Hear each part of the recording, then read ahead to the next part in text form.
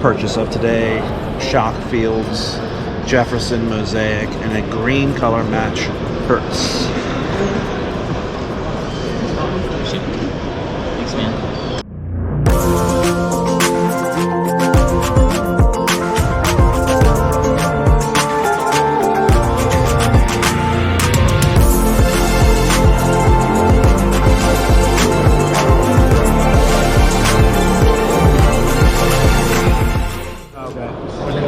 Four-card lot out. Quarterbacks: Herbert, Bronze, Love, and Mahomes out on 99. Are you buying? Yes. For the Chase helmet to go, then in Ohio. The salute to service, Jamar Chase. Want this thrown in there?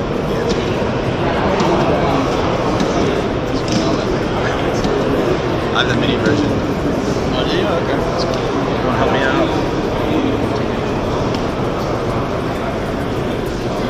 Weird day. But a guy asked me to hold these two for him. So one of the deals done today. Zach Pink rookie and Peraza auto number to 99 rookie. Got this Zach yesterday at the show. This I got about a month ago. He had to go get cash out of the machine, so one of the first deals done today, these two. What's going on? Adam here, aka Captain. Today we are going over the review of the Columbus show. So, if you watched my previous videos recently, I went to Dallas. That was kind of last minute. Then I went to Columbus, was a first time show. And I'm just going to talk about that a little bit. It was a terrible show. And I'll explain why. First, the communication with them was fine in the beginning. The promoter, I'll get to his name in a second, he initially said everything's good to go, sign up, even offered to give me a free additional 8-foot table, which I thought was unheard of, especially being a first-time show, not knowing me, just offered to give me another table. There was a little discrepancy in when I had paid him for a table. The dates were wrong on the, I guess, the transaction. So I guess he wanted to make sure that I knew the correct dates. He said, hey, just for that little hiccup, I'm going to give you a free additional table if you want it. I said, sure, of course, why wouldn't I take it? I had enough inventory to fill it. At first, I didn't really think it was odd. I just thought maybe, hey, nice guy, just trying to do a nice thing. As I started to think about it and keep track of the what was going on social media in reference to the show, I started, as the days went by, I started to think, I wonder if he's giving me this table because he's having trouble filling the show. But a lot of people that I follow, a lot of well-known influencers, there were some people that were going to the show. So I thought, okay, if those guys are going, SGC is going to be there. There's really no other shows going on that weekend. It's probably worth the 6-hour drive. There were some claims of 500 plus tables. On the website, it stated it was one of the largest shows in the country. 226,000 square feet of space. It was also going to be toys, watches. It was going to kind of be a mixed show, what was advertised. So initially, I've never put on a show myself.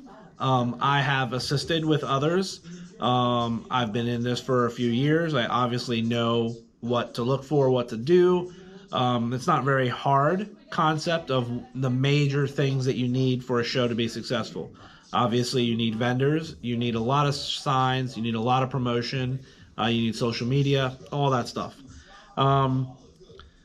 So as I kept track of the social media, I saw that they were promoting now that it was about 250 to 275 dealers. Kept saying that they're almost sold out, but every day was saying that there was still, at the same time, that there was tables available. So it kind of had me concerned that initially there was talk about 500 tables. There's 226,000 square feet of space. Some people that I talked to were going, a lot of other people were not. And being that there was really not any large shows that weekend, I thought, okay, everybody's going to go to this show. But for me, it was about a 6-hour drive. Um, Ended up going. As soon as I got there to the area, the first big red flag was that there was no signs around the convention center. The convention center was pretty big. There was no sign saying card show this way. There was no signs for where to park. Also, secondly, a big thing is usually when you sign up for a show, a week before or sometime closer to the show, you usually get an email with what to expect. Say, hey, parking's going to be done over here. Here's where vendors can go. Here's what times you guys can come in. Here's where you'll collect your badges. You want to speak to this person. We didn't get that either. So we kind of went in blind. It was very difficult to figure out which entrance to the convention center. The convention center was very large. It was right directly in the middle of the heart of Columbus. So, with traffic and city, it's not like you could just park on the side and like look around. You kind of had to drive and figure it out. Eventually driving around several times. Again, no signs whatsoever indicating that there was any type of event or card show. I finally found some dealers pulling off. Right next there was a parking garage. The parking garage was, I think, $15 to $20 a day based on how many hours you were there. Typically, again, another thing you would do is talk with the convention center or the hotel or whoever's in charge, and you'll get a pass for vendors so they don't have to pay for parking. Obviously, it varies with each center, but a lot of times, most of the shows that I've done, larger shows, they are able to, do some type of pass or discount for vendors parking. So you had to park in the garage, take all your stuff, and travel across the street. It wasn't as convenient, but it is what it is. Once you got into convention, so again, the third red flag, no signs whatsoever, no saying go this way for card show, entrance, vendors, nothing, just blank. Even one of the convention employees that worked there, I talked to him and he was like, I know something's going on. I don't know what's going on. And I'm like, there's a card show. And he says, oh, okay, well, yeah, you should probably go in there. It's probably in there. He didn't even know what was going on.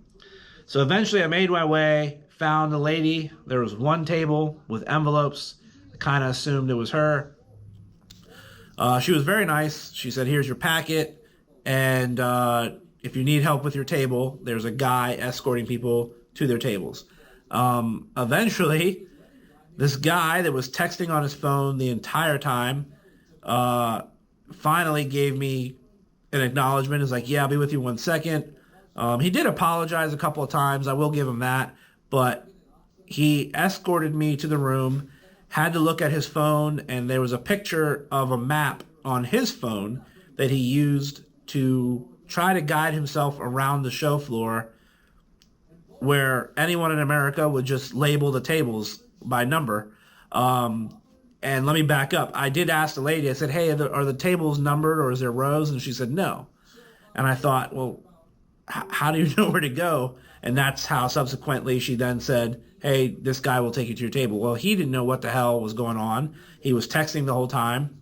We walked around 2 or 3 times the show floor. Finally, he found my spot and said, yeah, I'm pretty sure this is you. And eventually that was my spot. Eventually, after I loaded up, I did start seeing them label the tables with a piece of blue tape and a number on it. Very unorganized, very unprofessional, but we got there. As I was doing my tour walk around, I thought that I was like in the wrong place. Obviously, it's a very large room. All the tables were pretty much in the middle of the room, and there was maybe 50 to 60 vendors. I instantly thought, like, there's not another room. The show started on Friday at 3. I had got there at 12:30. I'm like, maybe just everyone's running late. Maybe there's an accident, flights. I'm thinking there's no way that this is it. 2 o'clock rolls by. No, there's like barely anybody. Not even close to 275 tables. Couple others start hearing some chirping from the other vendors about like, this is crazy, what happened. Show starts, people start rolling in. Very minimal, not a lot of people start rolling in. Couple guys that I know drove from different states, flew from Florida, flew from Texas. Goes to about 5, 6 o'clock, and of course everybody starts bitching like, what is going on here, what's happening, this show is nowhere near what it was advertised. What's going on? The other thing is, it was freezing all weekend. I'm grateful for AC. There was 2 shows previous that were pretty large, obviously the National and Atlantic City show, where I did straight back to back, no AC in the middle of July. So I am grateful for AC. It was turned up to the max. It was freezing in there. I'm always a guy that likes it to be, I rather it be cooler than hot. It was uncomfortably cold. I had to wear my hoodie most of the weekend. So that was an issue. There was no introduction from the promoter or anything, no announcements. Just seemed like once we got our table, we were on our own, and that's it. Nothing. Clearly, the biggest upset was that there was about 50 tables. So to give some kind of guidance into what I'm talking about, I did Texas, Dallas the week before. That was about $350 for 4 days, 8-foot table. Dallas is already established, 700 plus tables. Okay, free internet as well. This show was 50 tables, 350, one 8-foot table. He did give me an additional table for free, which was clearly because he was having trouble filling the room. So I was upset all weekend. I did well enough for a 50 to table show, but it wasn't worth the travel, the hotel, the expenses of 3 days going away. If obviously I knew that it wasn't going to be what advertised, I wouldn't have made the trip. So subsequently was very angry. So were several dealers and customers. There was also another thing, was there was another local show that was 40 to 50 tables, about the same size, down the road, about, I heard, 15 minutes. A lot of people had been going to that show for months and months and months, and they went there, and there was chirps that there was another show going on, and they didn't know. A lot of the customers I dealt with said, hey, we came over to the show, we didn't know what was going on. There's no signs, there's nothing. Another additional thing that was complaint was the price. $25 on Friday for a VIP, and then I think it was $10 to $12 every other day. Typically, inaugural show, you probably don't want to charge. If you do, you keep it low. You want people to come in. You want people to know that, hey, we're starting something. You don't want to start off too high, especially when you're advertising something and not fulfilling that. You don't want to charge high prices. Now it's going to leave a bad taste in everybody's mouth. And that's what happened. Lot of negative feedback, a lot of people pissed off. The people that I know that flew in from Florida and Texas, they left the same day. There was also Terrence, a lot of people know him. He was seen in Seth Rothstein's video saying how bad the show was at Columbus. A lot of negative feedback on social media. I'm going to show the screenshots that I have at the end of the video. So obviously, me being the guy that I am, blunt, straight to the chase, I wanted to talk to the promoter and see if he would do the right thing.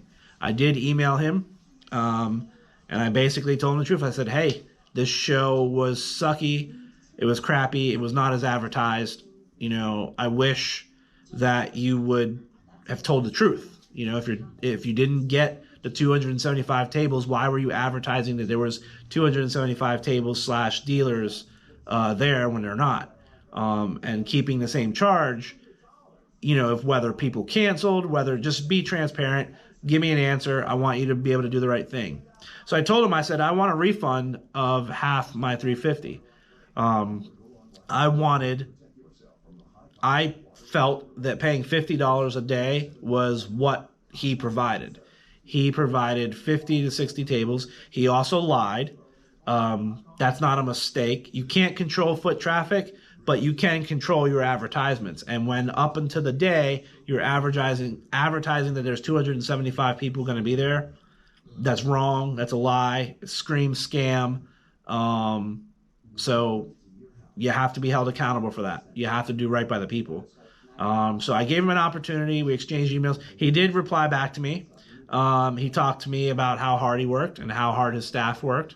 He talked about how much positive feedback that he had gotten. He didn't provide screenshots of text messages or anything. He provided text.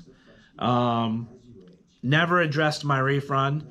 Just told me that basically he was sorry I didn't have a good time and he hopes that I would, consider doing another show with him, which is ludicrous. So once I realized that he wasn't going to do the right thing, and really didn't address any of the issues other than just patting himself on the back that he worked really hard, whether he did, I never questioned his work ethic. I questioned that he lied and promoted fictitious advertisements. Putting stuff on the radio is another thing that he talked about. Who listens to the radio? I know I don't. I know many people listen to podcasts, YouTube, Pandora. No one is really listening to the radio. So radio, if I'm advertising, radio is probably the last thing on my mind that I'm doing. I'm doing TV. I wouldn't even do newspaper. You do social media, and you go to the local areas. You gotta let people know. You gotta put signs at a huge convention center. You gotta say, hey, I'm having a show here. At least a mile out, put signs, show this way, sports card show this way. You're having people come from out of state. People don't know the town. It's just all common sense. So I told him that I was really displeased. I told him that he didn't respond to my refund request, and that if he wasn't going to do the right thing, pretty much, I don't need a response from you. And I told him not to respond otherwise. So I didn't get a response. So obviously he wasn't interested in doing the right thing and compensating people correctly. So his name is Sean Moore, SeanMoore. Obviously, I'm not here to tell anybody what to do. I can only talk about my experience. I also do have copies of the email, so if that ever comes into question, I can provide that for anybody that needs to see that. And then at the end of the video, I'm going to show some of the screenshots of some of what people were saying about the show.